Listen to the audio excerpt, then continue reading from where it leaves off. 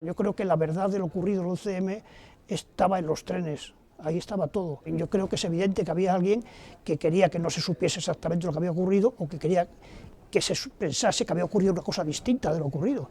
Y entonces para eso había que destruir los trenes. Pues este libro aporta sobre todo, fundamentalmente, lo que ocurrió con los trenes después del atentado, con los trenes y con lo que se sacó de los trenes. Se ha hablado mucho de que los trenes fueron destruidos rápidamente, pero pocas veces ha dicho, yo creo que nunca, no lo he visto escrito en ningún sitio, el detalle de lo que pasó con cada uno de los trenes, cuál fue su final, a dónde se llevó y más o menos en qué fechas fue destruido cada uno de ellos, y sobre todo que hubo uno de ellos que no se llegó a destruir, sino que se reparó y sus restos se conservaron durante 8 años después. Se sabe, sí, lo que ocurrió bastante bien. Lo que es difícil de saber es los motivos que llevaron a eso. Eso es lo que está en el misterio. En todo el sumario no hay datos de la orden o del permiso de la autorización judicial que tuvo que haberla, o teóricamente tuvo que haberla, si no se lanzaron por las buenas a hacerlo sin permiso, sobre esa destrucción de los trenes. Tuvo que haber alguna consulta. Es que incluso cuando alguien pregunta al tribunal que quiere visitar los trenes, poco antes del juicio,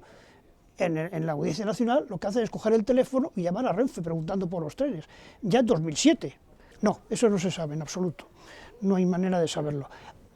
En principio, el dueño de los trenes, que fue Renfe, Renfe era la dueña de los trenes, tuvo que participar en esa orden. Tuvo que por lo menos seguir la orden o tomarla por su cuenta los directivos de Renfe sin que nadie se lo ordenara, pero nadie podía actuar sobre los trenes sin que Renfe lo autorizara o lo ordenara, lógicamente. Simplemente accidentes que supongan un corte de la vía, y más aún si hay víctimas, Renfe internamente hace todo un informe detallado de todo lo que ha ocurrido, si ha habido heridos donde han ido, si ha habido fallecidos, qué medidas han tomado con ellos, los trenes, cómo se ha hecho para restaurar la circulación por la vía. Si eso se hace en un accidente, cuánto más tendría que haberse hecho, y seguro que se ha hecho, estoy convencido que se ha hecho, en un atentado de las características del atentado del 11M. Además hay una cosa, que normalmente siempre cuando hay víctimas y hay un proceso judicial, el juez siempre pide a Renfe que le facilite ese informe, y ese informe pasa a la causa, normalmente se incorpora a la causa.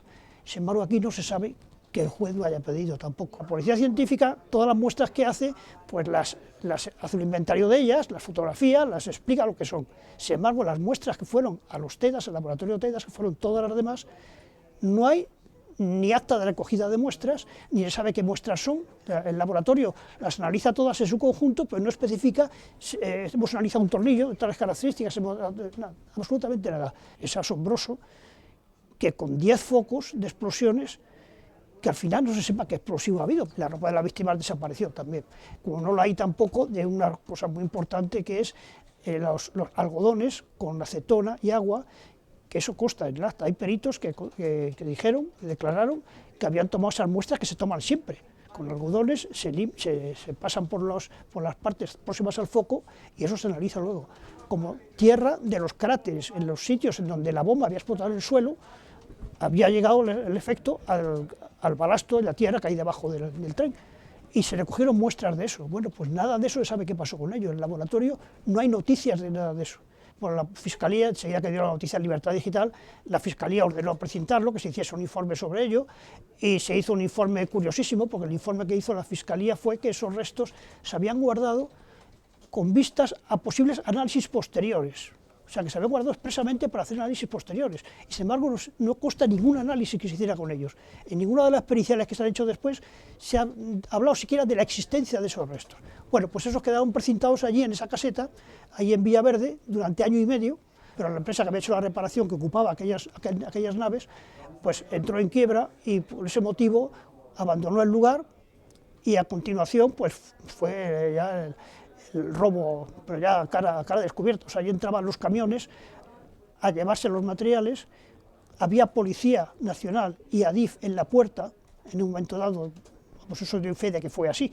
Y luego después, cuando desapareció todo, primero se llevaron los restos del tren y luego empezaron a desmantelar las propias naves del taller. O sea, porque habría sido demasiado llamativo que entrasen allí los ladrones a llevarse exclusivamente, teóricamente chatarreros, a llevarse exclusivamente lo del 11M y no otra mucha chatarra que había allí. Una cosa bien curiosísima, y es que en el diario de sesiones del Ayuntamiento de Madrid aparece una sesión en la cual se pide explicaciones al concejal de seguridad por ese robo, cómo es posible que se permitiera, y que incluso se dice que la Policía Municipal colaboró en la circulación de los camiones que salían cargados con el material de allí. Y no se negó, eso el concejal no lo negó, dijo únicamente que no era competencia del ayuntamiento el detener a las personas que roban chatarra. Entonces se limitaron a identificarlos, parece que identificados están. No se conoce que se haya tomado ninguna acción contra ellos, contra esas personas que se llevaron aquel material, y el asunto ha quedado ahí. Nadie se habla más del asunto y ni hay causa alguna contra esos señores que se llevaron todo aquello. Yo me he sentido la obligación de hacerlo, después de durante muchos años el estar recopilando datos, al final yo creo que eso había que darlo a la luz, todo ello. Amenaza no, he recibido alguna advertencia más que amenaza, eso sí, advertencia sí que he recibido alguna, pero bueno, cosa que no le doy credibilidad alguna, ¿no? Pues son llamadas telefónicas que se pueden recibir y cualquiera puede hacer, ¿no? Prefiero no dar detalles de ello, sobre todo que tenga cuidado.